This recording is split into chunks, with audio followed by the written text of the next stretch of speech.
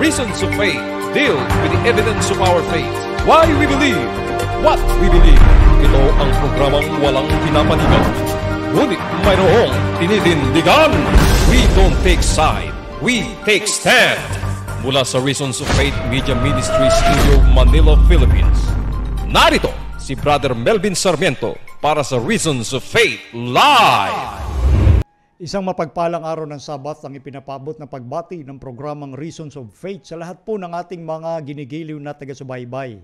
Ang ating nung paksang pag-uusapan ngayon ay may kinalaman sa climate crisis, the regeneration. Ano ho? Ito po yung part 2 ng atin pong tinalakay kagabi at ngayon ay titingnan patuloy natin yung galaw ng mga katuparan ng propesiya ng Apokalipsis Kapitulo 13 at Apokalipsis Kapitulo 14. Well, yan po yung ating paksang pag-uusapan. Yan po yung ating paksang lilimiin at himay-himayin. Tayo po'y manalangin. Banal at dakila naming Diyos, maraming salamat po sa pagbibigay sa amin ng oras upang patuloy na ihayag ang inyong mga salita bilang paalaala sa lahat ng aming mga kapatid at maging ng aming mga kaibigan na amin pong makita ang nagiging takbo ng kapanahunan, kung paano kayo nagmamalasakit upang ang inyong mga anak ay maging handa sa kanilang mga sarili sa magiging kaganapan, lalo na sa ikalawang pagdating ng aming Panginoon. Kami po'y tulungan na patuloy na mabigyan ng inspirasyon at pag-asa at katatagan sa aming mga pananampalataya. Ipagpatawad din, Ama, ang anumang mga kasalanan upang ito hindi maging hadlang sa malayang pagdaloy ng inyong katotohanan sa aming puso't isipan. Ito po ang aming samot hiling. Maraming salamat sa pagtugon. Alang-alang na lahat sa pangalan ng Panginoong Hesus. Amen. Okay, eto na. Dako na tayo dito sa atin pong pag-uusapang paksa, no? At bago yon, gusto ko munang papanoorin kayo ng video mula sa leader ng ito pong sa United Nation, no? Si Gutierrez. Ito yung greetings niya sa pagpasok ng taong 2023. Okay? So, gusto kong ipapanood ito para hindi mawala kayo doon sa serye natin pong tinalakay regarding po sa prophecy ng Bible. With regards lalo sa ating tinalakay doon sa Vatican Council II o sa Second Vatican Council na kanilang mga plano noong 1960s na ngayon ay isinasakatuparan at maraming hindi nakakaalam sa mga nagiging takbo ngayon ng pangyayari. So kaya nga binabalik-balikan natin yung ilan sa mga pangungusap ng mga, sabihin nating mga taong nasa positions of trust, no? Lalo na itong bagong leader ng United Nations. Ito yung kanyang pananalita noong pagpasok ng taong 2023. Gusto ko lang ipanood ito sa inyo para maintindihan nyo yung mga bagay na sasabihin niya na kaugnay ng mga bagay na atin pong tinatalakay. Okay? Pakinggan po natin ito.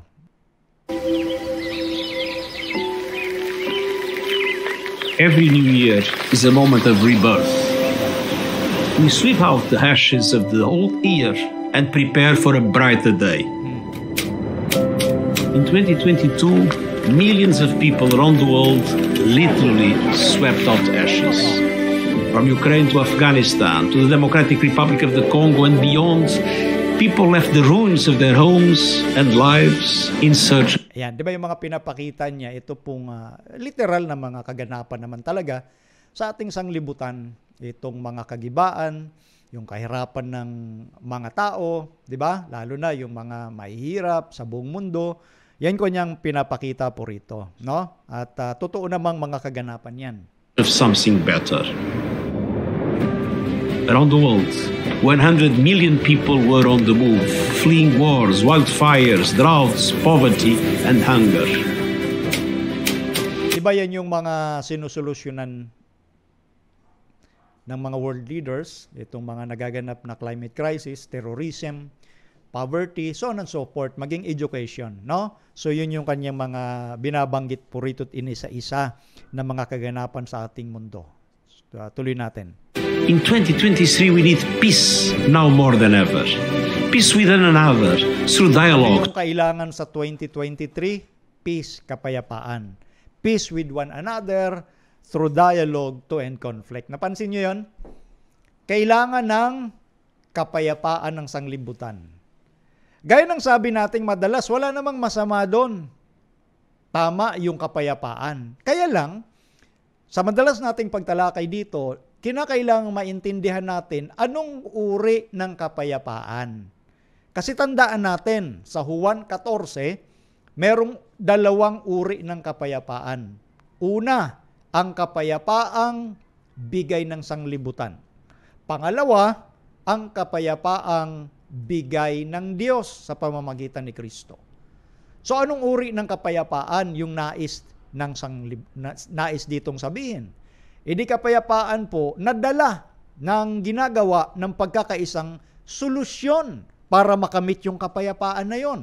At tandaan natin, sa unang Tesalonica, Kapitulo 5, talatang 3, kapag sinabi ng mga tao, no, kapayapaan at katiwasayan, peace and safety, then sudden destruction cometh upon them. Kapag sinabi ng mga tao, kapayapaan at katiwasayan, kung magkagayoy, darating sa kanila ang biglang pagkawasak, sudden destruction. At itinulad ito ng Panginoon sa isang babaeng malapit ng manganak. So imaginein po ninyo na sa kabila ng pagnanais ng mga tao sa mundo ng kapayapaan, tandaan ninyo, sinabi ng Diyos, darating sa kanila ang biglang pagkawasak. Bakit? Hindi ito ang kapayapaang gusto ng Diyos na magbibigay ng solusyon sa inyo, kundi yung kapayapaan at solusyon na galing sa Diyos. Eto, tinalakay natin ito sa mga nakaraan pa. At sabi nga rito, kapayapaan sa bawat isa sa pamamagitan ng ano? Through dialogue. Diba? Yan mismo yung sinabi ni Jesuit General Arturo Sosa doon sa kanyang interview na ipinakita ko po sa inyo, na ang gagamitin na paraan sa lahat, maging sa lahat ng relihiyon at sa iba-ibang uri ng mga suliranin ay sa pamamagitan ng dialogue. At ito rin mismo ang sinabi ng Secretary General ng United Nations. Isa ang sistemang sinusundan through dialogue to end conflict at ano pa mang mga kaganapan sa mundo. Tuloy lang natin. So binanggit natin, pinaliwanag na para hindi kayo mawala na iisa ang direksyon ng sanglibutan ngayon. To end conflict, peace with nature and our climate, to build a more sustainable Peace with nature and our climate. Diba sa Laudato Si, dalawa ang target.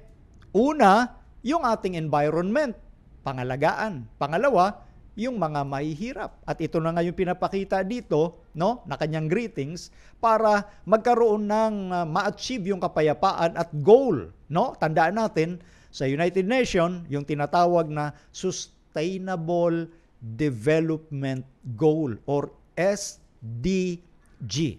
Ulitin ko, Sustainable Development Goal. I-try nyo, kahit basahin nyo yung goal na yon, at ang end na gusto nilang marating, yung target ma-achieve, ay year 2030. So tayo ngayon, year 2023. So sa target nila, nasa 7 years yan. So pinapaalala ko lang po sa inyo na itong mga target na ito, seryoso sila sa sinasabi nilang ito. Okay? So para ma-achieve yung kanilang nais na sustainable development goal para sa kapakanan-ikan ng lahat at magkaroon ng kapayapaan. Tuloy natin. sustainable world. Peace in the home, so women and girls can live in dignity and safety. Peace on the streets and in our communities with the full protection of all human rights. Peace in our places of worship. Alam mo, mabalikan ko lang kanina doon, ha? Yung sinasabi dito. Wait lang, ha? Babalikan ko lang ng konti. Importanteng hindi natin malagpasan ito. Peace in the home, so women and girls can live in dignity and safety. Ayan, yung point dito, nakapaloob din yan sa Sustainable Development Goal. Up to 17 yun yung goal na yun. Pero yung point doon, yung patungkol sa equality. No? Na ito na nga yung social issues patungkol sa karapatan din ng mga babae na para bagang kung hindi dapat, totoo naman, hindi natin minamaliit yan kasi katuwang natin yan. Pero ang target kasi dito, no, medyo matindi ang issue na ito na nagkakaroon ng tinatawag na, alam mo yun, yung parang wala naman dapat na paglalaban ang lalaki at babae. Pero ipinapakita nga po rito na para bagang kinakailangan pantay yung magiging karapatan yan. Pero tandaan natin kaya ko sinasabi ito, sa Biblia kasi may sarili ng nilatag ang Panginoon tungkol sa relationship ng lalaki at babae. Pagdating sa value o halaga, pagdating sa dignidad, pantay ang lalaki at babae. Walang duda yun kasi pareho tayong create ng Diyos sa kanyang larawan. Pantay yun. Sa worth, sa value, no? Pantay ang lalaki at babae. Pero different sila pagdating sa function o gampanin. Tandaan nyo yan. Yan yung nilatag ng Diyos. Equal, yet different. Pantay ang lalaki at babae sa halaga, sa value, sa harap ng Panginoon. Pantay sila. Pero nilikha sila ng Panginoon na magkaiba yung gampanin or function. Sa Bible, maliwanag, kaya lang inaabuso kasi ng society ngayon, lalo na yung mga lalaki, na ang tingin nila sa sarili nila ay talagang dapat na sundin lagi, na dapat ay sila ang masunod at ang boses lang nila ang marinig. Yun ay abuso na yun. Yun ay bunga na yun ng kasalanan. Na pervert na yung function na dapat gampanan ng lalaki. At sa Bible, ang babae ay kumbaga helpmeet, katuwang ng lalaki. Helpmeet, katuwang, hindi katulong, katuwang. So dapat hindi yan binibigyan ng kontrobersiya na kung ano yung kayang gawin ng lalaki, kayang gawin ng babae. Hindi dapat binibigyan ng kontrobersiya yan. Pero dahil nga sa kaganapan, lalo na sa domestic violence, nagkakaroon ng ganyang issue. Pero maliwanag sa salita ng Diyos, kung ginagampanan lang sa tahanan ng lalaki at babae, na ang lalaki dapat ibigin yung asawa at hindi gawa ng hindi maganda, no? At ibigin din siya lalo ng kanyang asawang babae o ng babae sa tahanan. Kaya doon nagkakaroon ng peace dahil si Kristo ang nangunguna. Pero nakita natin dito, kasama itong idea ng equality sa sustainable development goal, no? So para hindi lang tayo ma-confuse na dapat nakafocus tayo sa principle na sinasabi ng Panginoon, and then the peace will come. Matik sa ating tahanan kung sinusunod lang natin yung ideal na bigay ng Panginoon. Okay? Peace on the streets and in our communities with the full protection of all human rights. Peace in our places of worship with respect for each other's beliefs. Yan. Peace doon sa lugar ng pagsamba kapag nirerespeto yung ating paniniwala. Dito na sila papunta, di ba? Ito di ba yung pinag-uusapan nga, no? Doon pa lang sa tinatawag na Vatican Council na ating tinalakay na. At ito ay kasama din sa final declaration sa Kazakhstan noong 2022 sa pangunguna ni Pope Francis, nung binasa doon yung final declaration patungkol sa paggalang sa paniniwala ng ibang mananampalataya. Kaya nga ginagamit na lang dialogue. So parang sa dialogue, di na natin pag-uusapan yung doktrina o ano paman. Ang importante, magkasundo tayong lahat. So lumalabas dito sa principle ngayon ng sanglibutan, which is pluralism, ay group hug is enough. Yung group hug, ibig sabihin yung pagkakasundo na lang, yung belongingness is more important than believing. Yung pagsasama-sama, pagkasukasundo, ay mas mahalaga yan kaysa doktrina o paniniwala. Kaya ito yung direction nga, iisa ho, ulitin natin yung punto na yun na kanyang sinasabi. Pakinggan nyo po ulit. Peace in our places of worship with respect for each other's beliefs, and peace online, free from hate speech and abuse. Pakinggan nyo? Maging sa online, dapat walang hate speech and abuse. Kaya nga di ba sinabi na natin, tinalakay sa inyo, yung binasa natin na doctrine sa Second Vatican Council na noong 1963, nilabas nila yon patungkol sa control pagdating sa paggamit ng social media. 1963 pa yon. Sinabi na nila na dapat ito'y salain. Kaya nga, itong year 2021, nag-warning nga si Pope Francis regarding sa mga naghahasik ng division or pagkakabahabahagi online. Ang punto doon, yung mga doktrinang pinagtatalunan, hindi na dapat pinag-uusapan yan sa social media. So bawal na, bawal dapat mangaral ka ng mga doktrinang, ikasisira ng ibang pananampalataya. Alam nyo, Hindi naman natin sinisira. Una sa lahat, hindi natin sinisira yung paniniwala ng iba. Ang ginagawa natin dito, pinapakita natin yung sinasabi ng Biblia.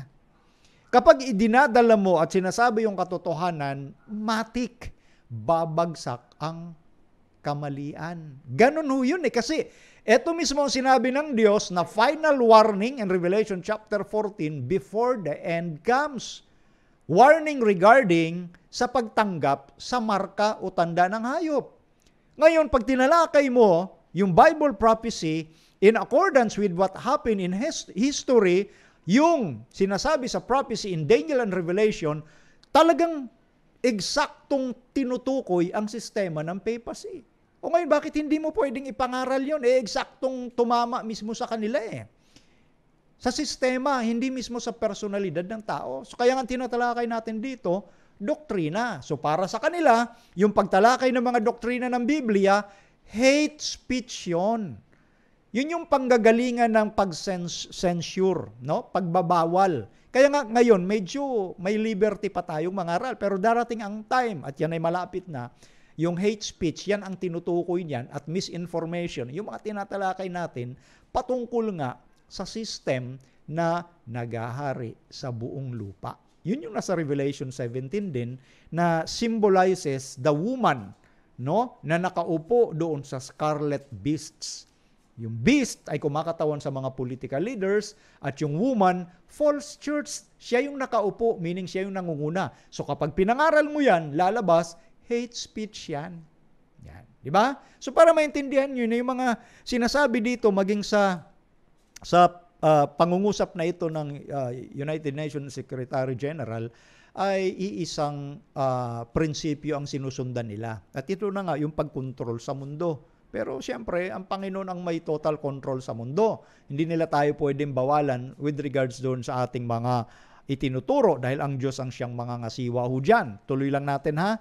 At balikan natin ng konti para hindi mawala sa isip ninyo. Beliefs and peace online, free from hate speech and abuse. In 2023, let's put peace at the heart of our words and Saka yung binanggit natin na yun kanina, hindi lang patungkol sa relihiyon yun, natural. Marami pang mga abuse talaga online. Pag abuse, masama talaga yon. Pero yung pangangaral na patungkol sa katuparan ng hula ng Biblia at tutukuyin mo, hindi dapat yun pagbabawalan. Pero syempre, dahil sila na ngayon ang magiging may control, nandito na. Kumbaga ay nakikita na natin kumbaga nararamdaman natin sa himig, sa atmosphere, no?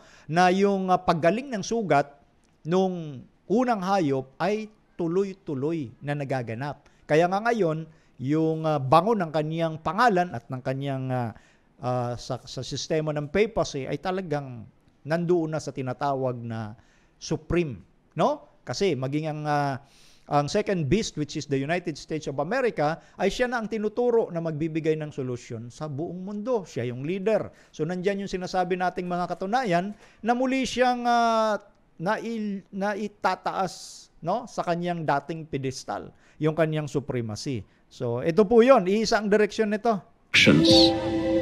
Together, let's make 2023 a year when peace is restored to our lives, our homes, and our world. Diba? Yun yung kanyang panawagan ni Secretary General Antonio Guterres sa United Nations.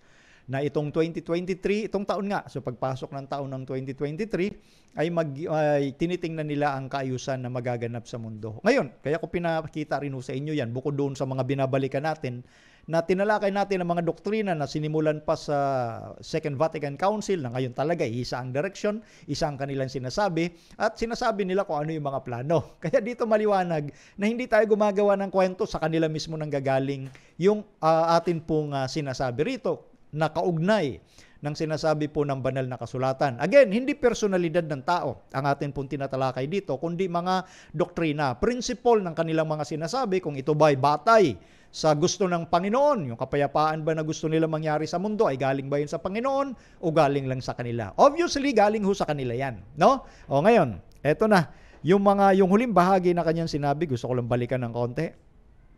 When peace is restored to our lives, our homes, and our world. Lumalabas dito, itong 2023 ay pasimula, no? Pasimula ng kanilang pag-asa na ang kapayapaan ay babalik at ma-achieve hanggang sa panahong 2030. So, matindi po yung kanilang iniisip patungkol sa taong itong 2023. Ipapakita ko po sa inyo ang iba pang mga lathalain na mula mismo sa kanila regarding sa 2023 at yung sa pinaka-end goal ng Sustainable Development Goals sa 2030. Kaya kagabi, nabanggit natin na itong 7 years na ito ay very crucial, no? Sa mga mananampalataya na nag-aabang sa pagdating ng ating Panginoon. Kaya sinasabi natin ito para hindi manakot. Wala o tayong layunin na manakot ng tao, kundi ang layunin natin ay bawat isa makapaghanda tayo, no? Na hindi tayo madaya ng mga philosophy na lumalaganap sa mundo. Kasi ang labanan ngayon, kaya nga deception eh. Pag sinabi yung salitang deception, ang essence ng deception ay hindi mo alam na ikaw ay nadaya na. Hindi, parang kumbaga sa taong natutulog, hindi mo alam na tulog ka. Yan ang essence ng deception. Lahat ngayon nagsasabi na totoo sila. Pero alam nyo paano tayo makaiwas sa deception? Sa pamamagitan ng salita ng Diyos lamang. Yung gusto lang ng Diyos ang dapat nating sundin. Huwag nating haluan ito ng filosofiya ng tao. Dahil pag naghalo tayo ng filosofiya ng tao, malamang madaya ka na at hahangaan mo yung ginagawa ngayon ng men na nasa positions of trust. Babasahin uli natin yun maya-maya. So ito na. Ang sinasabi nga niya, to our lives, our homes, and our world. So dito magpapasimula yung punto na yan sa kanyang pagbati sa taong 2023. Okay, so ngayon, ituloy natin yung iba pang nais nating ipakita sa inyo. Oops. Ito. Every New Year is a... Ito. Balikan natin sinasabi ng Bible, no? Sa Apokalipsis 13:3. Ito'y patungkol sa first beast or papacy. Nakita ko ang isa sa kanya mga ulo na waring sinugatan ng ikamamatay. Okay?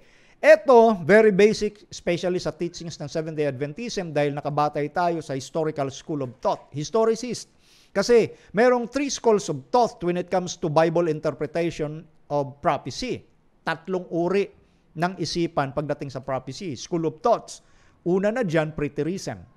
Pangalawa, futurism. At itong pangatlo, historicism or historicist school of interpretation. Saan nakapaloob dyan ng Seventh-day Adventism? Of course, sa historicist. Bakit? Kasi kung anong sinabi sa kasaysayan, doon mo titingnan yung katuparan na nangyari sa kasaysayan.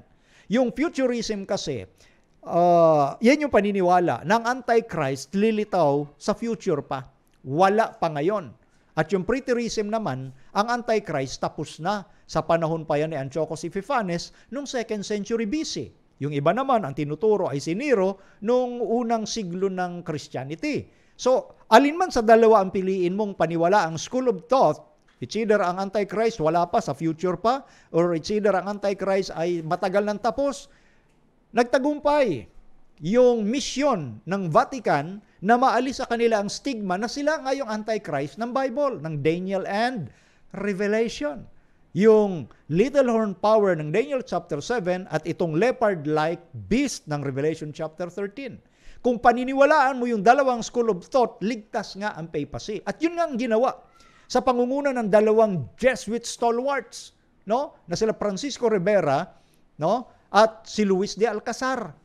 Kaya yung ibang mga kapatid na hindi naiintindihan yung mga nagaganap ngayon sa mundo na meron talagang nagaganap na conspiracy para pabanguhin ang sistema ng papacy, lalo na sa doctrine. Well, in fact, yung naganap na yon na dalawang school of thought ay lumitaw yon noong 16th century. At yan po ay paglaban sa Protestantism. Kasi nga, sa pangunguna din ni Martin Luther at ng iba pang mga protestante, unanimous of course, unanimous sila, mga protestante, na itinuturo nila na ang katuparan ng Antichrist ng Bible is none other than the sistema ng papacy. So, para maalis ang stigma, kasi bagsak ang tinatawag na, alam nyo, yung damdamin ng papacy during that time, kasi nga sa kanila nakaturo yung mga daliri, na ang katuparan ng Bible prophecy regarding the Antichrist ay sila nga, so gumawa sila ng paraan. At ito'y sa pamamagitan ng diversionary tactics ng doctrine. At yun nga, umusbong ang futurism sa pangunguna ni Francisco Rivera noong 16th century at umusbong din ang preterism sa pangunguna ni Luis Alcazar. Yung dalawang yon ay parehong Jesuit na mga matatalinong scholar ng Jesuits. Okay? So yun yung mga konting background. So ngayon, ito, balikan uli natin, na itong tinutukoy dito na nasugatan siya ng sugat na ikamamatay ay naganap noong 1798. Okay? At yan din ang sinasabi si Daniel chapter 7, yung 3.5 years o sinasabi ng Revelation na 1,260 years. Nagkaroon ng tinatawag na church and state power na in-enjoy ang papacy from 538 during that time of Emperor Justinian nung binigyan niya ng proteksyon. Yung Pope during that time na si Pope Vigilius sa pangunguna ng kanyang general na si General Belisarius, proteksyon yun sa Pope during that time nung 538 AD. At doon mula sa time na yon hanggang sa nagtapos nung 1798 yung kanyang impluensya ng papacy. So dito nung 1798 naman, yung leader ng France na si Napoleon Bonaparte, inutusan niya yung kanyang general na si Louis Alexander Berchay na tanggalin sa pwesto ang Papa during that time. Binihag niya, dinala sa Valence, France at namatay yung Pope during that time. So ang naputol doon at ang tinutukoy na nasugatan ng sugat na ikamamatay ay yung kanyang temporal power, yung kanyang kapangyarihan na ginamit niya from 538 AD para i-persecute ang mga banal ng Diyos at millions of martyrs nga ang namatay. At yun nga ang inihingi ng tawad ni Pope John Paul II sa kanyang libro. Nung nabubuhay pa si Pope John Paul II, ang kanyang libro, kung gusto nyo basahin at bilhin, ay When a Pope Asks Forgiveness. Yun yung title niya. The Mea Culpa of Pope John Paul II.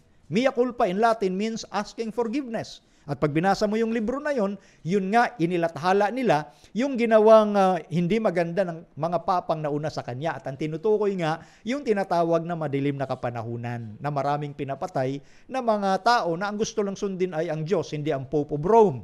Yan yung naganap sa kasaysayan. At ito ang pagkasugat niya ng sugat na ikamamatay nangyari noong 1798. Pero ang sabi ng Bible, at ang kanyang sugat na ikamamatay ay gumaling. At ang buong lupay nang gilala sa hayop. Take note, gumaling yung mortal wound niya. No? Ang tanong, kailan gumaling? Ang pasimula ng paggaling ay nakalathala din sa San Francisco Chronicle noong 1929. 1929, anong naganap doon? Nagkaroon ng pact, kasunduan ang Vatican at ang Italy. Ibig sabihin, binigyan ng Italy ng independence o kalayaan ang Vatican starting sa panahong 1929. So yung proseso ng paggaling ay nagsimula proseso. Ang binanggit kong word, process, proseso. When you say process, it takes time. So itong sinasabi nga, yung process nagsimula noong 1929. Alam nyo, nire-recite ko na lang yung mga punto na yun, pero documented ho lahat yan at madalas naman nating talakayin yan para ma-pass forward tayo at ako'y nagbibigay lang ng konting perspective para maintindihan nyo yung pinag-uusapan natin. Ngayon, ito'y prophecy. Yung sugat na ikamamatay niya ay gumaling at ang reaksyon ng buong lupa ay nanggilalas. They marveled. Yung panggigilalas na ito ay kumakatawan sa paghanga dito sa hayop. No? Sa pag-praise, pagpuri sa hayop. Na dumating sa punto na sinamba itong hayop. Tingnan nyo ha, tuloy natin. At sila'y nangagsisamba sa dragon, sapagkat ibinigay niya ang kanyang kapamahalaan sa hayop. Tingnan nyo. Sila, yung mga nananahan sa lupa, yun yung sila. Sila'y nagsisamba sa dragon. Bakit? Ibinigay ng dragon yung kanyang authority doon sa hayop, first beast. Sino itong dragon? Primarily, of course, yan ay symbol ni Satan. Revelation chapter 12, verse 9. Siya yung matandang ahas, ang dragon na tinatawag din namang Diablo at Satanas. So yan yon. So yung nagbigay ng kapangyarihan doon sa beast, ng kanyang authority, no, ay walang iba kundi ang kalaban ng ating Panginoon at nangagsisamba sa hayop, yung mga nangatira sa lupa, na nagsasabi sino ang kagaya ng hayop at sino makababa ka sa kanya. Napansin nyo? Yung praise dito na sinong kagaya ng hayop. Yan pong idioms na yan, no? Yan pong idioms na yan, tandaan natin, ang nagsulat nito ay ang Hudyong si Juan. Yung idioms na yan ay pagbibigay ng kataas-taasang pagkilala. Tandaan ninyo na yung pangalang Michael or Mikael, it means who is like God. Sinong kagaya ng Diyos? Yun yung sa English na Michael, sa Hebrew Mikael. Diba? Yun ang meaning nun. Yan ay praise na pagbibigay ng mataas na pagpuri sa Diyos. Walang kagaya ang Diyos, yun ang sinasabi. Who is like God? So, yung praise na yon na idiom ay ginamit din patungkol dito sa first beast. So, meaning, dumating sa punto na ang buong mundo na daya talaga nitong hayop at maging yung bayan ng Diyos, yung ilang miyembro ng bayan ng Diyos, sasamba rin talaga sa Kanya. Kaya yan ang sinasabi dyan na praise. Sinong kagaya ng hayop, sinong makababaka sa Kanya, meaning wala siyang kapantay, walang makakatalo sa Kanya. Yan ang malungkot na magiging tagpo ng mga tao. At ito nga ay nakikita natin yung development nung process ng healing ng kaniyang sugat. Nasa dulo na ho tayo. And verse 8, lahat at ang lahat ng nangananahan sa lupa, sa earth, ay magsisisamba sa Kanya, na ang kani-kaniyang pangalan ay hindi nasusulat sa aklat ng buhay ng kordero na pinatay buhat ng itatag ang sanglibutan. Napansin niyo po yun? Hindi naman sinabing 1/4, hindi sinabing 1/3, 1/2 of the earth. All the earth will worship the beast. Ito yung proseso ng deception. Hindi mo napapansing na dadaya ka na pala. Bakit? Ang tiwala mo kasi binibigay sa tao. Hindi doon sa plano ng Diyos. Kaya doon nagkakaroon ng problema. Doon ngayon nagkakaroon ng problema sa bagay na yon. Okay? So ngayon, eto naman, pagkatapos na lumitaw ang first beast, binabaybay po natin para maintindihan natin lalong mabuti yung atin pinag-uusapan ngayon. Okay?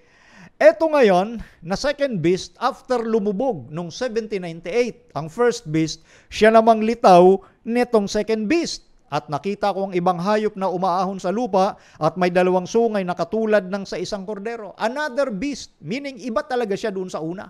Dahil yung una lumitaw sa dagat, which means population, according to Revelation 17 verse 15. Whereas itong second beast na another beast ay ang pinanggalingan, lupa. Opposite sa dagat, tubig, opposite ang lupa. Ito ay vacancy. At ito ay kumakatawan ngayon sa isang bansa na magiging makapangyarihan sa huling kapanahunan. At itinulad siya sa isang lamb or kordero. Tandaan natin, primarily, ang lamb ay symbol ni Jesus Christ. John 1:29. Sabi ni John the Baptist, "This is the Lamb of God that takes away the sins of the world." So, itong another beast na ito ng Revelation 13, meron siyang Christ-like character sa kanyang pag-ahon. At anong bansa ang kumakatawan? Sa isang pag-ahon niya ay wala siyang binaka, wala siyang dinigma, wala siyang pinahirapang mga bansa.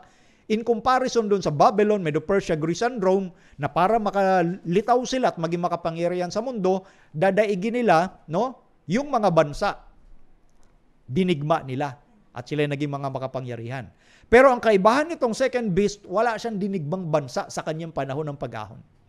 At ito ay kumakatawan none other than the United States of America. So ito yung dalawang beast ng Revelation chapter 13, papacy and the United States of America. Pero okay na sana yung paglitaw niya na itinulad sa isang kordero. The eventuality will take place. At siya'y nagsasalitang gaya ng dragon. Diba? So, yun ang bigay ng authority sa first beast, dragon. Iba sana ang second beast kasi lamb siya, nakatayo sa Christian principle. At makikita yan sa Constitution ng Bansang Amerika, the separation of church and state. May respeto sila sa tao. Pero, eventually, magsasalita din siyang tulad sa dragon, yung nagbigay ng power at authority sa first beast. Ano yung spirit ng dragon? Diktador. Hindi ka pwedeng mamili ng gusto mo, dapat ang sundin mo ay ako. Yan ang espiritu ng dragon. Okay? Yuyurakan niya ang liberty of conscience. At ito na nga sinasabi sa verse 12. At kanyang isinasagawa ang buong kapamahalaan ng unang hayop sa kanyang paningin at pinasasamba niya ang lupa at ang nangananahan dito sa unang hayop na gumaling ang sugat na ikamamatay. Again, madalas nating talakayin na, lalo na sa mga nauna nating mga paksa. This is the combination or abnormal combination of church and state. Bakit? Yung sinasabi diyan kanya, the second beast, the United States of America, isinasagawa niya, no? Yung authority ng unang hayop, pinasasamba niya ang lupa. Dito na magkakaroon again ng combination ng church and state. Pag sinabing pasasambahin mo ang buong lupa, ito'y sa pamamagitan ng batas kasi gobyerno ka eh. Magkakaroon ng batas, no? Na kapag hindi ka sumunod sa batas na yon, mauusig ka. Supposedly, ang state, hindi ka dapat makikialam pagdating sa relihiyon. Pero dito nga, para magkaroon ng pakikialam ang gobyerno sa relihiyon, no? Kinakailangang pagsamahin na ang church and state. At ito na ngayon sinasabi dito, na sa panahon ito ng pag-implement ng Mark of the Beast, pasusunurin ng tao, mga tao sa lupa, doon sa isang batas. At hindi mahirap sa mga nanahan sa lupa ang sumunod sa batas na yon. Bakit? Sa binasa natin sa verse 8, sasambahin ng lahat ng nangananahan sa lupa ang unang hayop. Hindi mahirap para sa kanila. Pero doon, sa gustong sumunod lamang sa Diyos, hindi sila susunod doon sa batas. At doon mangyayari ang persecution. At ang sabi dito, siya ay pinagkaloobang makapagbigay ng hininga sa larawan ng hayop upang ang larawan ng hayop ay makapangusap at maipapatay naman ang lahat ng hindi sumasamba sa larawan ng hayop. So, ito, napansin nyo, binigyan siya ng, alin? Kapangyarihang magbigay ng hininga sa larawan ng hayop.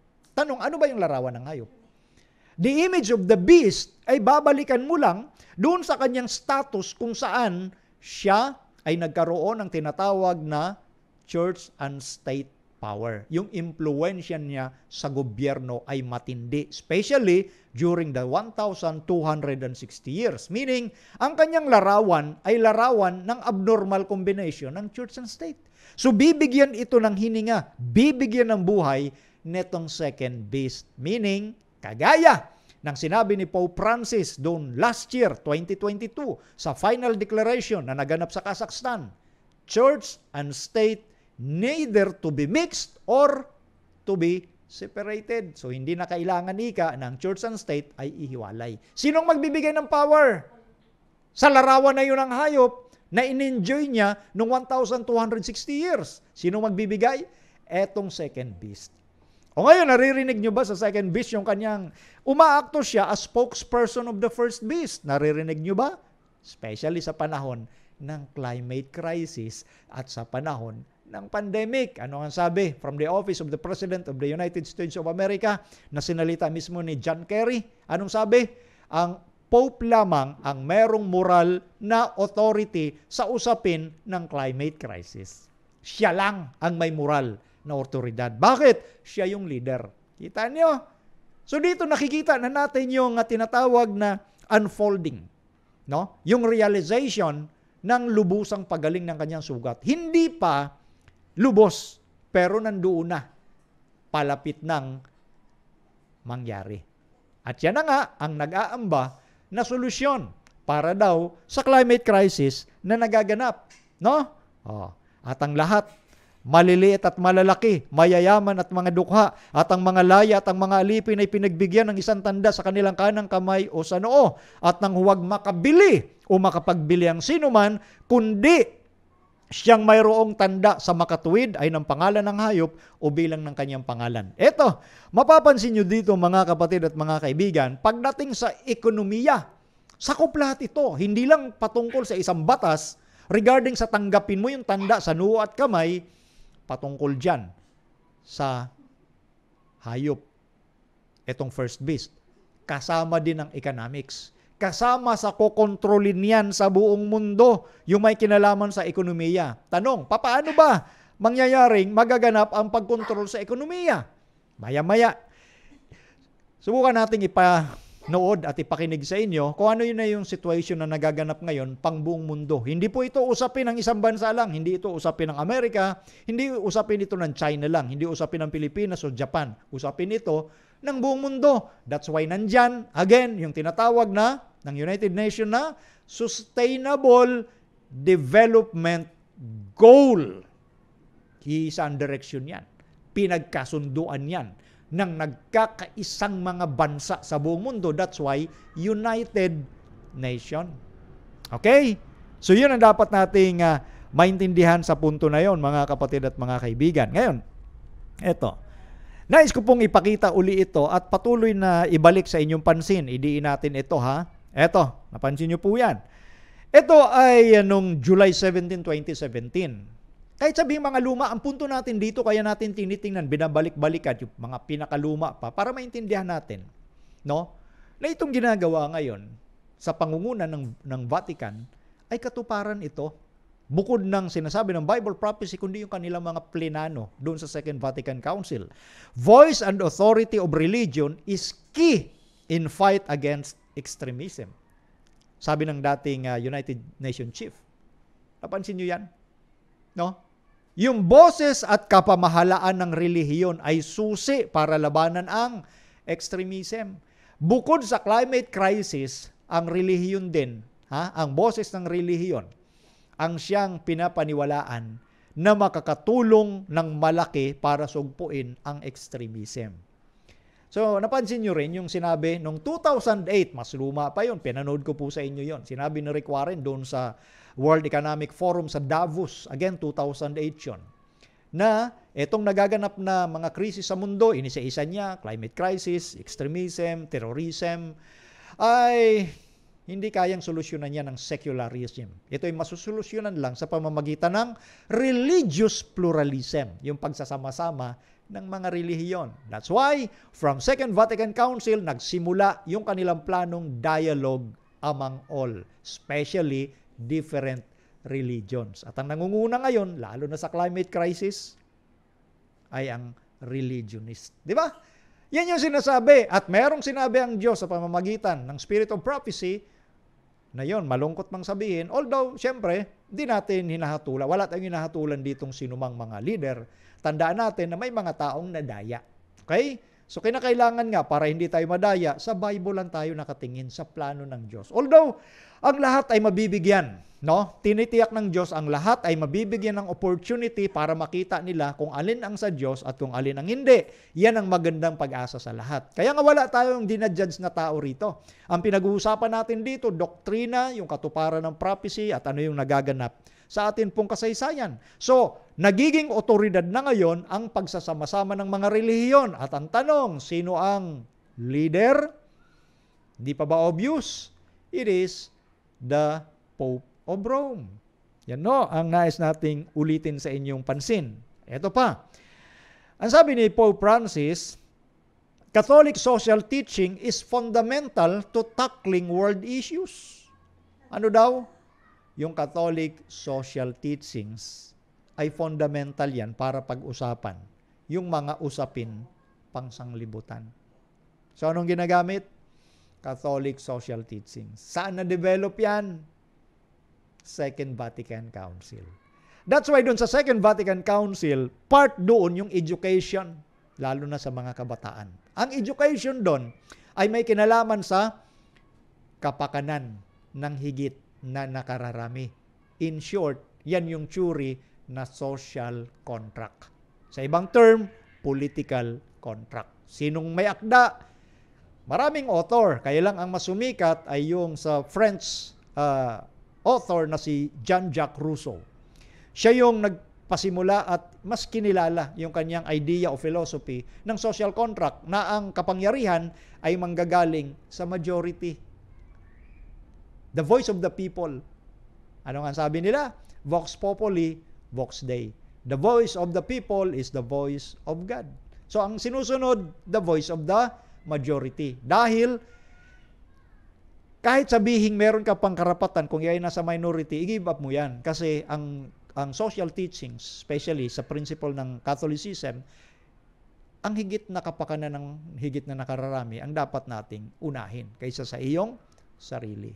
Yan. Yan o yun. So, sa mga documents, binabasa natin yan, ha? Kumbaga, mas pinapaigsi natin para mahagip nyo agad yung idea. So, ito yon ginagamit ngayon nila. Kaya nga siyang nangunguna sa mga usapin ng pangbuong mundo. Usapin ng terrorism, usapin ng climate crisis, usapin ng pandemic, usapin ng ekonomiya, usapin ng mga mahihirap. Kasi yun ay Catholic social teachings. Yan ang dapat nating maintindihan. Eto, Ang sinabi niya rito, however, ito sa naka-highlight ng red ha, over the centuries and in the light of the gospel, the church has developed some crucial principles that are fundamental principles that can help us move forward, which we need to prepare the future. He continued, over the centuries, daang taon ang lumipas. Sa liwanag ika ng Ebanghelyo, ang church, which is the Roman Catholic Church, ay nag-develop ng social principles na mga fundamental principles na makakatulong. Ito na nga yung sinasabi ni Pope Francis. So centuries ng pag-develop yan. No? So kaya nga ngayon, inaani na ngayon nila yung over the centuries na pinagplanuhan nila. Principles siya ng Catholic teachings. Kaya itong mga naririnig nyo ngayon, especially sa ating kapanahunan, yan yung pag-develop na inadapt yung principles ng Catholic teachings. So we ask ourselves, how can we help heal our world today? As disciples of the Lord Jesus, physician of souls and bodies, we are called to continue His work, a work of healing and salvation in a physical, social, and spiritual sense, Francis said, citing the Catechism of the Catholic Church. So ginamit niya nga rito yung comparison, yung parallelism. Tanungin natin ang ating mga sarili, paano tayo makakatulong na magamot yung ating sanglibutan ngayon? At katulad ika ng mga alagad ng Panginoong Hesus, manggagamot ng mga kaluluwa at ng katawan, tayo ay tinawagan na ipagpatuloy yung gawaing yon ng kagamutan at ng kaligtasan sa physical, social, and spiritual sense. Diba? So kung ikaw ay tumitingin lang sa ibabaw, maganda naman pala yung plano. Tinutuloy lang natin yung ginagawa ng Panginoong Hesus. Tandaan natin, yung ginagawa ng Panginoong Hesus sa Biblia is all about restoration. It's all about redemption. Saan i-restore? Kasi pag sinabing restoration o pagpapanauli, merong dating sitwasyon na nawala ka doon, nasira yung dating yon. So kinakailangan niyang i-restore or ipanauli. Ano ba yung dating relasyon natin sa harap ng Diyos? Di ba? Open and face-to-face communication with God. That's why inihandog ng Panginoong Hesus yung kanyang sarili para sa ating kaligtasan. Binigyan niya tayo ng biyaya para makasunod sa kanyang mga kautusan. Binigyan niya tayo ng mga doktrina na nandito sa ating iglesia para ipangaral ito sa buong mundo bago siya dumating, para maihanda ang mga tao na mayroong plano ang Diyos na bagong langit at bagong lupa. Hindi ang plano ng Diyos ay ayusin itong bulok na sanglibutan. Hindi ang plano ng Diyos ay dito lang tayo nakatira, kaya ingatan natin ang ating common home. Na yan nga ang doktrina ng first beast ng Revelation 13. Especially sa nagaganap na climate crisis. Iisang direksyon ito, tandaan nyo yan mga kapatid, mga kaibigan. Eto, iparinig uli natin para hindi tayo mawala. Ito yung final declaration na binanggit ko pa ulit-ulit na naganap last year, 2022, sa Kazakhstan. Pakinggan nyo yung ilan lang. Napakarami yon na binabasa pero ilan lang ang aking pinili po rito. Number 8. We call upon religious leaders and prominent political figures from different parts of the world tirelessly to develop dialogue in the name of friendship. Tinatawagan, tuloy-tuloy ito Tinatawagan mga political leaders, religious leaders na magkaroon ng dialogue. Yung term na dialogue, inuulit-ulit natin yan. Coming from Second Vatican Council, according especially to Jesuit General Arturo Sosa. Pinarinig ko na po sa inyo yan. Di ba? Kaya sa kanila nanggagaling at tinutuloy-tuloy lang nila. Ituloy pa natin. Friendship, solidarity, and peaceful coexistence. See? Di ba, Number 9. We advocate hindi nawawala lagi yung salitang peace para sa peaceful existence. Tandaan natin, dalawang uri ang kapayapaan. Kapayapaang dala ng sanglibutan, kapayapaang bigay ni Kristo. Nasa aklat ni Juan, Kapitulo 14 yan. Okay? Tuloy natin ha. Active involvement of the leaders of world and traditional religions and prominent political figures in the process of conflict resolution. Di ba? Laging magkasama yung politics, relihiyon. Lalo na sa usapin ng conflict. Di ba? Binasa natin kanina doon na ang religion ay malaking bagay para sawatain ang extremism.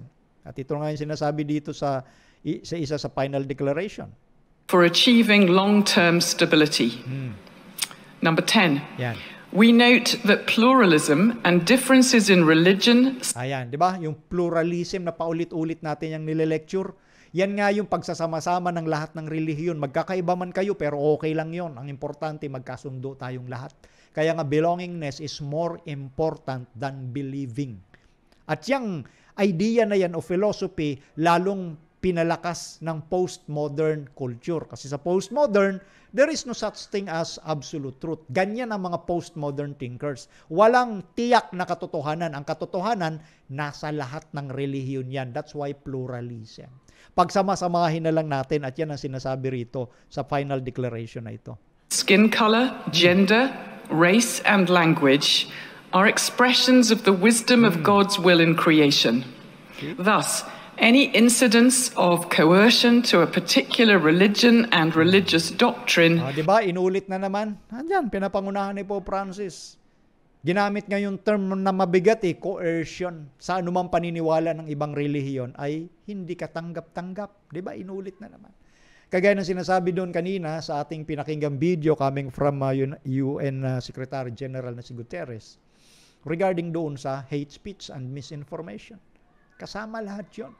Tapos noong 1963, na nilabas ng Vatican Council na dapat makontrol kung ano lang ang lalabas dyan sa social media. Ganun yun. So, kasama na lahat yan sa usapin. No? Is unacceptable. Number 11. We call for the support of all practical initiatives to implement interreligious and interdenominational dialogue diba? For the sake of building social justice and solidarity. Kaya nga magkakaisa lahat Kaya yan naman ang sinasabi ng Bible, Revelation 17, Revelation 13. Tapos yung matindi doon, sa Revelation chapter 16, pinaparoonan nung devil ang lahat ng mga leader ng mundo. Tapos dadayain sila ngayon. Kaya nga susunod sila doon sa beast. Itong lahat nangyayaring ito, katuparan ito ng Bible prophecy. Hindi po ito dahil may nangyayari lang ngayon na solidarity for all peoples. 12. We stand in solidarity with the efforts of the Okay na ho yun. Eto, balikan uli natin yung pinag-usapan natin kagabi bilang para maihook uli natin o maiugnay.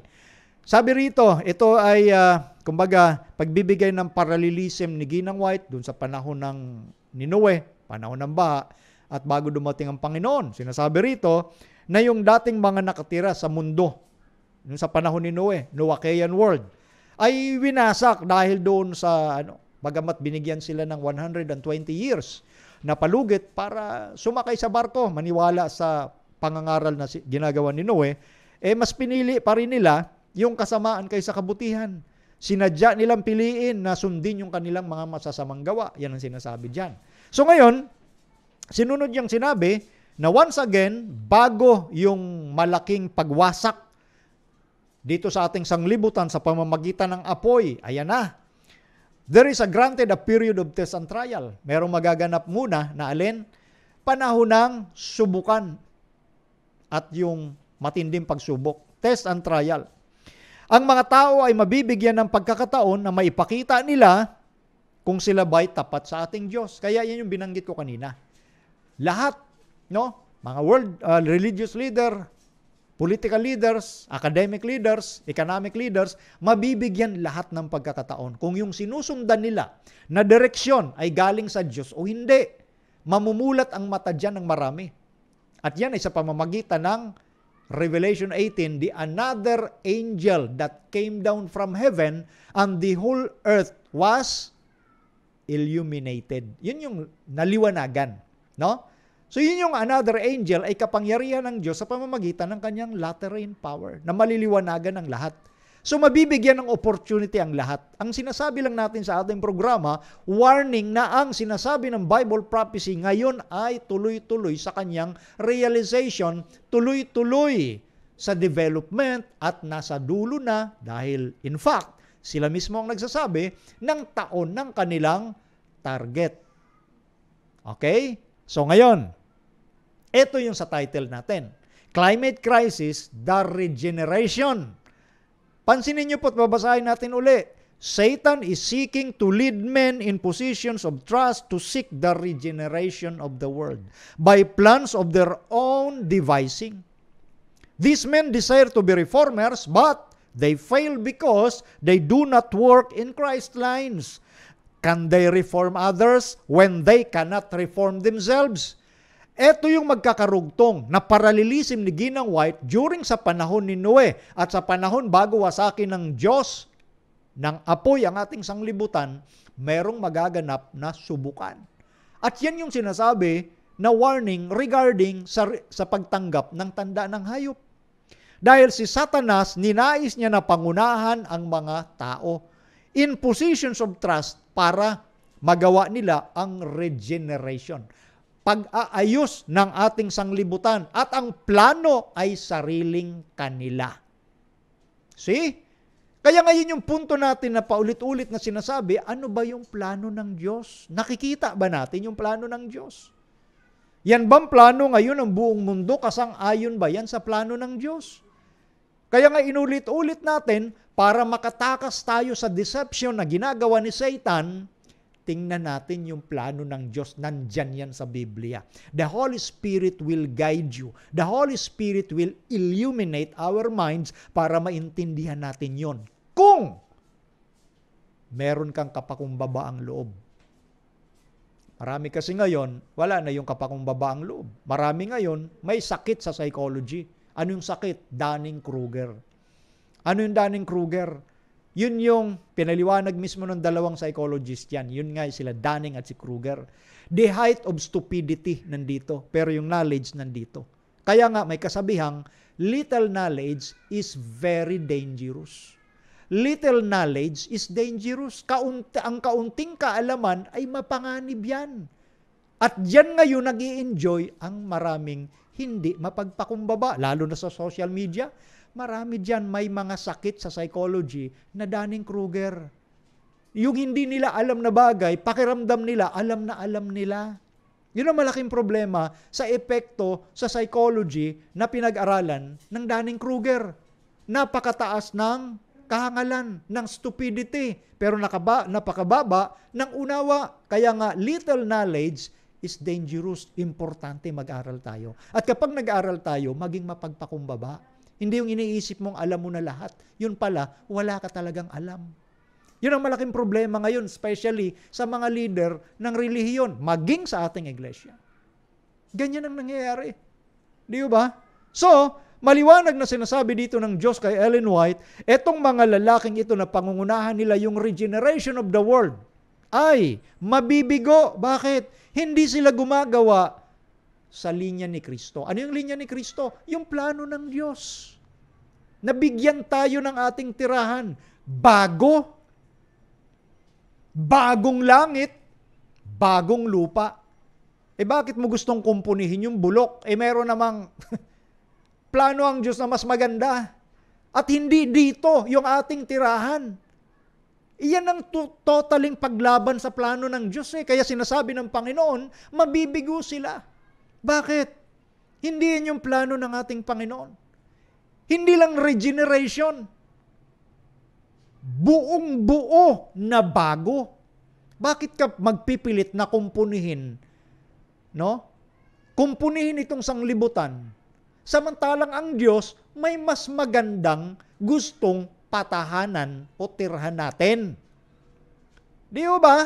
So laban ho talaga yung sinasabi ng mga tao ngayon sa sanglibutan para ayusin ang ating mundo. Ang kapayapaan lang, una sa lahat, galing sa Diyos. Walang magaganap na kapayapaan dito sa mundo. That's why babalikan kong muli yung sinasabi sa unang Tesalonica 5:3. Kapag sinabi ng mga tao, kapayapaan at katiwasayan, kung magkagayoy, darating sa kanila ang biglang pagkawasak. Tingnan nyo. Yan yung kapayapaang gusto ng mundo. Yan yung kapayapaang gawa ng kaaway. Hindi yan ang totoong kapayapaan kasi hindi sila gumagawa sa linya ng ating Panginoon. Imagine niyo, ang ganda ng tanong dito. It is rhetoric. Mababago ba nila yung iba samantalang yung sarili nila hindi nila kayang baguhin? Gusto mong i-reforma ang ating sanglibutan pero ikaw hindi ka reform. Hindi mismo nababago mo sarili mo tapos gusto mong baguhin ang iba. Gusto mo ng reforma sa iba pero sarili mo hindi mo ma-reforma. Magtuturo ka na i-reforma ang iba, ikaw mismo hindi ka reforma dahil kinakampihan mo yung Papa sa Roma. Yan yung malungkot dyan. Gustong i-reforma ang iba pero ikaw hindi ka reforma dahil gusto mo na humanga din ang iba sa Papa sa Roma. Yun ang malaking problema. Lalo na sa ating mga kapatid na gano'n ang pag-iisip. At sinasabi nga natin, mapanganib yan. Itinatayo mo ang watawat mo sa teritoryo ng kaaway. At yan ay maliwanag na sinasabi sa Spirit of Prophecy. May mga miyembro talaga ng Seventh-day Adventist na itatayo nila ang kanilang watawat doon sa lugar ni Satanas. Hindi sa lugar ni Emmanuel. Hindi sa lugar ng ating Panginoon. Maliwanag yun. Babasahin ko sa inyo next time yun, verbatim. Ngayon, ito yung binasa natin kanina. Pagdating sa implementation ng Mark of the Beast at malapit na yan, tandaan natin yan mga kapatid, mga kaibigan. Bagamat wala tayong petsa, sila nga ang naglalagay ng petsa eh. Bagamat wala tayong sinasabing petsa rito, ang sinasabi natin, very crucial yung sinasabi nila, no? Starting 2023, at yung year na 2027 up to year 2030, sila mismo may sabi niyan. Very crucial. Yun ang sinasabi lang natin. Manalangin tayo ng gusto na maging matatag tayo sa mga huling araw na ito ng ating sanglibutan. Dahil ang Diyos ay handang bigyan tayo ng kaligtasan, katiwasayan, kapayapaan. Di ba? So ito'y mangyayari ito na ipupuwersa itong Mark of the Beast. No? Mark of the Beast. Pero tandaan natin sa mga iba na nag-iisip na ano ba yung ilalagay sa kamay sa noo? Hindi. Ito'y mga simbolo. No? Symbol na yung may kinalaman sa noo, yun po yung mga turo na pinaniwalaan mo. At yung kamay, tanda ng pagsunod o paggawa. Basahin nyo ang Deuteronomio, Kapitulo 6, mula sa talatang 6 hanggang patuloy. Okay? Mababasa nyo doon yung patungkol sa doktrina ng Diyos na inilalagay sa isip at yung kamay, simbolo na paggawa, susundin mo. So, ganun din sa marka ng hayop. Meron siyang i-implement na batas na susundin mo, paniniwalaan mo, at isasagawa mo. O ngayon, dito, binabanggit nga yung patungkol sa economics. Dito na tayo magtatapos. Part ito ng regeneration.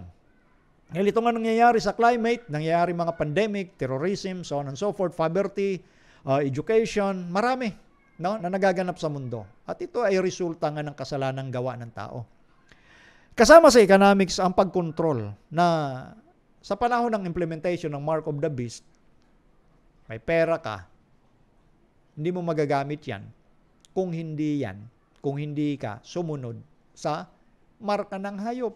At meron lang akong ipapanood sa inyo at ipapakinig. Ito yan. Ito ay Financial Inclusion Summit na naganap noong March 28, 2019 sa Oslo. 2019. Okay? So 4 years nang lumipas. At ito pong Financial Inclusion Summit, ito'y nakaugnay, hulaan nyo, saan? Sustainable Development Goal. Patungkol sa kung papaano na gagamitin ang pera at ang ending ng year nila. Ano yung year nila silang naglagay? 2030. Paano na gagamitin ang pera? Eto, try natin ha. Pakinggan yung mabuti ito.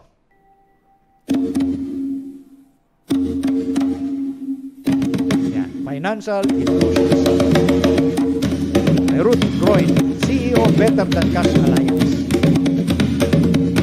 Napansin nyo yan? I was wondering what the connection I could make between... Wait lang ha. Diba? Ito yung lecturer. At ito'y may kinalaman, no? Napansin yung title, Better Than Cash Alliance. Okay? At ito nga yung title. Ayan. Digital Innovation for Sustainable Development Goals. Yan yung sinasabi natin na ang direksyon ngayon sa economics, lahat. Usapin man yan ng crisis sa pandemics, usapin man yan ng terrorism, usapin man yan ng poverty, lahat yan ay sakop doon sa United Nations Sustainable Development Goals, maging sa ating pananalapi. Okay? Anong meron dyan sa pananalapi na yan na ang target nga hanggang sa 2030 nakalatag na yan? Eto, tuloy natin. I was wondering what the connection I could make between incredible dancer and guitarist and digital financial inclusion. And the answer is timing is inclusion. Whether we're doing a product launch, whether it's an IPO, or whether it's a conference here. Thank you. Conference today in Norway for those of you who are investors or have wonderful new products to launch or who care about how people around the world have access to a range of appropriate financial services. This conference is at the right time because we have to achieve the SDGs in 10 years. I'm going to talk about that. We have, napakinggan nyo yun, we have to achieve SDGs in 10 years. Anong date nga itong seminar na ito na pinakita ko sa inyo? 2019. Ang 10 years niyan, of course, technically, 2029. Pero ang direct na sinasabi nga nila, kailangang ma-achieve yung Sustainable Development Goals sa 2030. So, it means to say, doon pa rin ang direksyon nun. Pero ang lecture na ito, 2019. See? Ang punto ko, bakit ko in-stop muna, para maiparinig sa inyo, na pagdating lalo sa financial matters, pagdating sa pera, nakaugnay din yan sa usapin na pinag-usapan sa United Nations at ang target nga 2030 na ganito na dapat. Nakalatag na dapat. Eto, tuloy natin ha. But with a quick introduction to the Better Than Cash Alliance.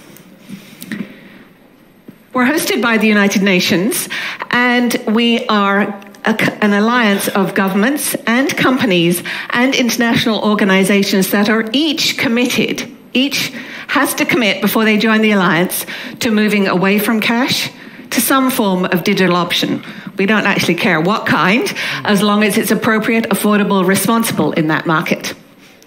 They do it for a range of different reasons, our members. For many of them, it's saving money, increasing efficiency. Some, it's increasing transparency. Some, it's making sure that the money goes directly to a woman's own account that only she controls. And for nearly all of them, it's financial inclusion, which is why we're here today. So our alliance, we started 6 years ago with the question, is cash enough of a problem to focus on? Tingnan nyo we started 6 years ago. So ito 2019. So 6 years ago, 2013. So matagal nang sinimulan itong usaping ito pagdating sa digital currency, no? 2013. So yun yung sinasabi niya ho rito. Tuloy lang natin ha. For an alliance to be built, focusing on that one problem. You heard from Anne this morning. It's expensive to truck cash around if you want to be paying salaries. It's unsecure, it's inefficient. So it's expensive to track. No? Totoo naman doon sa puntong yun, lalo na sa nagpapasweldo, napaka hirap i-track kung saan, kung parang saan na pupunta, ano yung direksyon ng pananalapi, hindi ka sigurado. So, ang point dito, kinakailangan sa bagong sistema ay meron tracking na gagawin, na masusundan mo kung saan, paano saan nanggagaling yung pera at saan papunta. Yan, tracking. Tuloy lang natin ha. It's untraceable. You know the problems. We've talked about them today. Untraceable.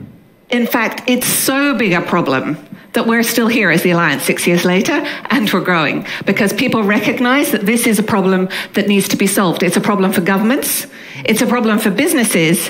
It's a problem for women, and particularly poor women and men. So ginagawa nilang problem ito kapag hindi maisaayos natin yung usapin ng cash in digital principle, no? Ginagawa nilang problema. Kasi siyempre, para magawa nila yung sistema na gusto nila. Again, to track.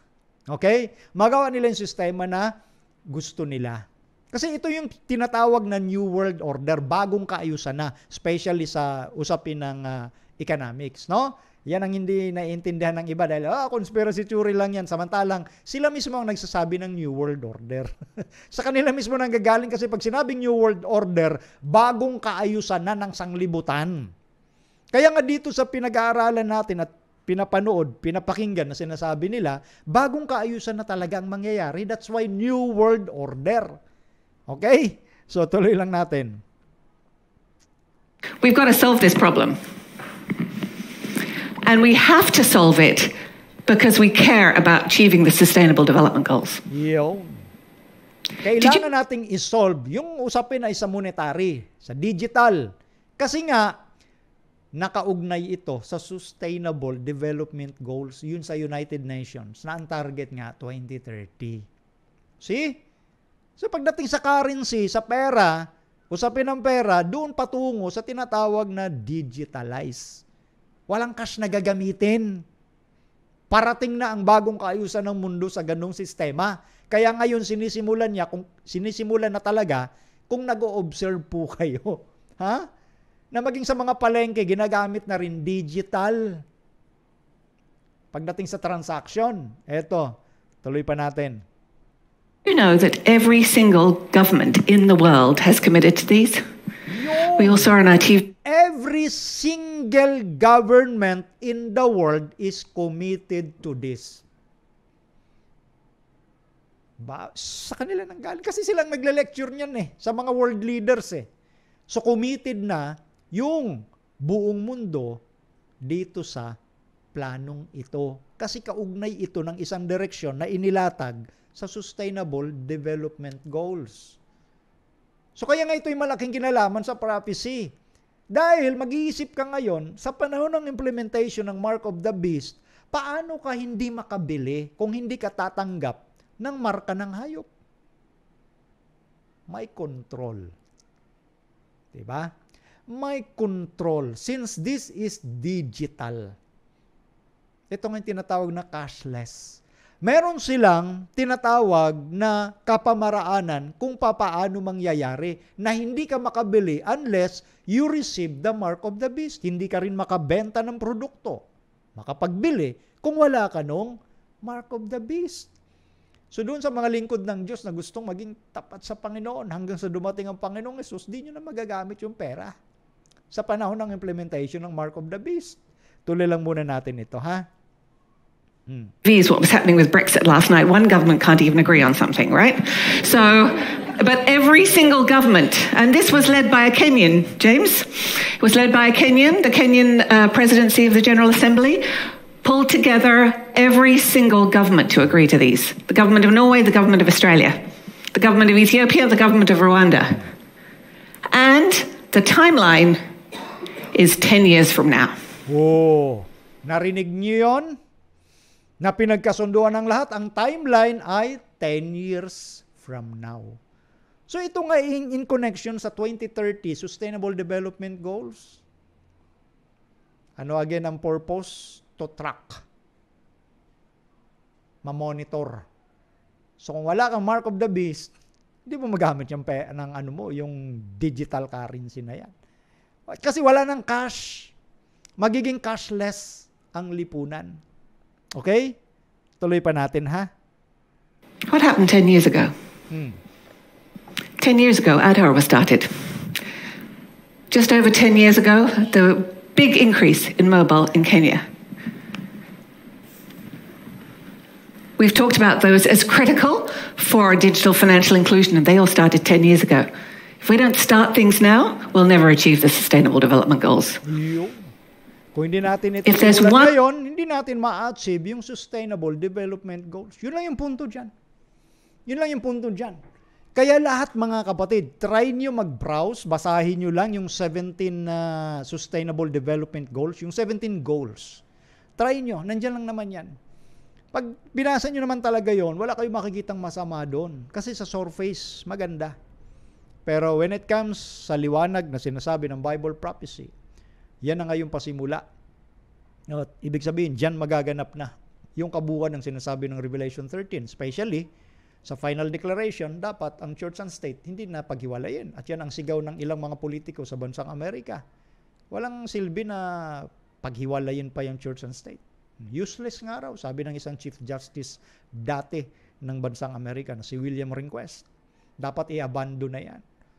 Tapos galit na galit sila sa sulat ni Thomas Jefferson dahil wala naman ika sa Constitution ang separation of church and state. Galing lang yan sa mabahong sulat ni Thomas Jefferson. Ayon kanino? Doon sa congresswoman na si Boebert sa bansang Amerika. See? So yan, iisa ang direksyon, iisa ang galaw, iisa yung gustong ma-achieve na kaganapan sa ating panahon. Kaya tayo mga kapatid, huwag tayong patulog-tulog. Dapat tayo masigit na nakakaalam ng mga ganitong bagay para mahanda ang lahat. At yan po ay nasa lesson din naman natin. Napansin nyo yung ating quarterly lesson, lalo na yung lesson 12? Ang ganda. Kaya dun sa mga humahanga sa Papa sa Roma, nako, kayo na lang, huwag nyong akayin ang mga kapatid. Mga kapatid din naman, huwag kayong magpauto. Meron tayong napakagandang propesiya ng Biblia. Meron tayong guide coming from the prophetess of God na si Ellen G. White. Kaya nga sinisira din ng ibang mga kapatid si Ellen White. Ayaw pa paniwalain na propeta siya ng Diyos. She was just a writer, ika. At siya ay nagsasabi lang ng sarili niyang opinion. Samantalang sinasabi ni Ginang White, hindi. Lahat ng sinasabi ko, kahit sulat yan, galing yan sa Diyos, pinakita sa akin ng Diyos yan. So iniinsulto ninyo ang banal na espiritu kapag ganyan ang iniisip ninyo. See? So dito mga kapatid, nagkakaisa ang mga kaaway para sirain. Una, yung ating doktrina sa iglesia. No? Sinisira ng iba ang doktrina natin sa iglesia, lalo na yung pagkakilala kay Ginang White. Sinisira din ng iba yung prinsipyo na tinuro ng Diyos through Ellen White sa Seventh-day Adventist Church. Kino-confuse ng iba na yung patungkol sa official stand ng ating Seventh-day Adventist, kino-confuse nila ang marami. Hindi nila naintindihan kapag pinag-usapang official stand ng church, yan ay pinagtibay sa General Conference session, hindi sa anumang komite, kundi sa session na lahat ng ating representative nandoon. Papakita ko dyan sa mga darating natin pang pag-aaral, yung ilang mga punto kung paano sinisira nila yung prinsipyo ng ating church, yung doktrina ng ating church, yung paniniwala kay Ellen White bilang propetisa ng Diyos, para kapag nasira nila yon, hindi na rin sila magpapaniwala dito sa mga kaganapang naririnig na mismo nila at nandoon mismo yung mga prinsipyo sa propesiya ng Biblia. Gusto nilang alisin ang inyong pansin sa mga nangyayari sa kaganapan ngayon na pinapalutang nila na walang itong kinalaman sa Bible prophecy. Yung mga taong nagkakaisa na yan ay mabigyan ng solusyon ng ating mundo. Ginagawan lang natin ika sila ng masama. Yan, ganyan na yung boses ng iba sa ating mga kapatid. Which is nakakalungkot siyempre.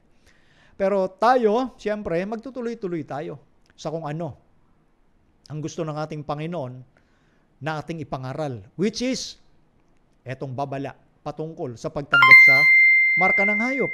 Tandaan natin dito mga kapatid Eto. Tandaan natin ito. Etong huli kong babasahin sa inyo, no?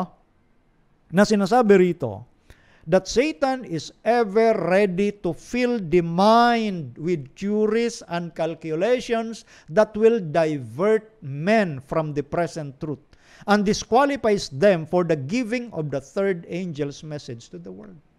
Dito, kung titingnan natin sa nangyayaring sitwasyon sa ating sanglibutan, maging sa ating iglesia, nagagawa ni Satan talaga na i-divert yung isipan ng iba, especially sa ating mga kapatid.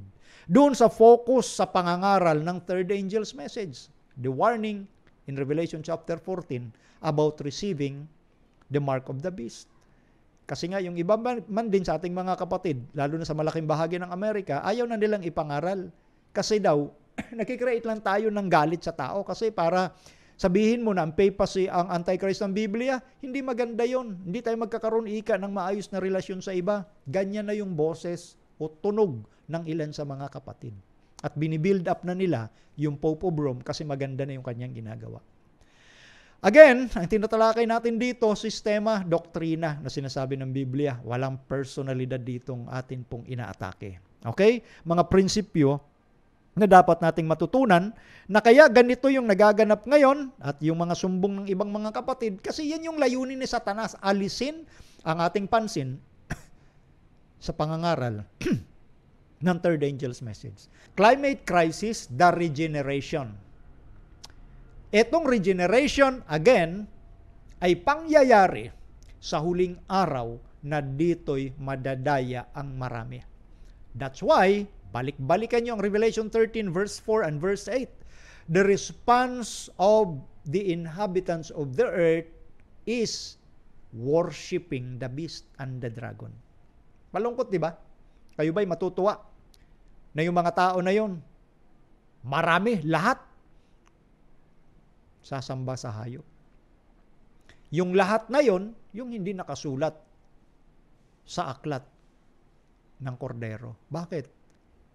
Kasi gusto nilang samahan yung mga tao na nagpaplano sa mundo at nangangako ng kapayapaan. Na sinabi ng Panginoon, mabibigo sila dahil hindi sila gumagawa sa gawain mismo ni Kristo. Yun. Kaya napakamapanganib na itatayo mo yung watawat mo sa lugar ng kaaway. Ganyan yun mga kapatid. Kaya huwag kayo magpapaniwala doon sa mga nagsasabi. No? I am addressing this sa ilan sa ating mga kapatid na baka maniwala kayo doon sa ibang kapatid, mga kapatid na nagsasabi na mabuti yung ginagawa ng Vatican. Na tayo'y makiisa sa ginagawa ng buong mundo para lutasin o mamitigate ang climate crisis. That is the regeneration na sinabi ng Spirit of Prophecy na layunin ni Satanas. Yun po ang ating nais sabihin at ipunto sa atin pong konklusyon. Pagpalain tayong lahat ng Panginoon. Okay, so tapusin natin ang programa sa pamamagitan ng panalangin and then babati po ako dito sa iba nating mga kapatid. Tayo po'y manalangin. Dakila at banal naming Diyos, maraming salamat po sa gabay ng banal na Espiritu. Harinawa, ang mga napag-aralang ito at nabanggit ay magbigay ng inspirasyon at liwanag sa puso't isipan ng bawat nakinig, kapatid man o kaibigan, na sila din po'y makapaghanda na maiwasan ang pagtanggap sa tanda ng hayop na ngayon ay tuloy-tuloy na naitataas ang paghanga sa sanglibutan. Kami po'y bigyan ng katatagan sa aming pananampalataya na kung ano man ang mangyari, kami nakatitiyak na kami po'y nasa inyong mga kamay sapagkat inyo kaming hawak. Ito po ang aming dalangin sa pangalan ng Panginoong Hesus. Amen!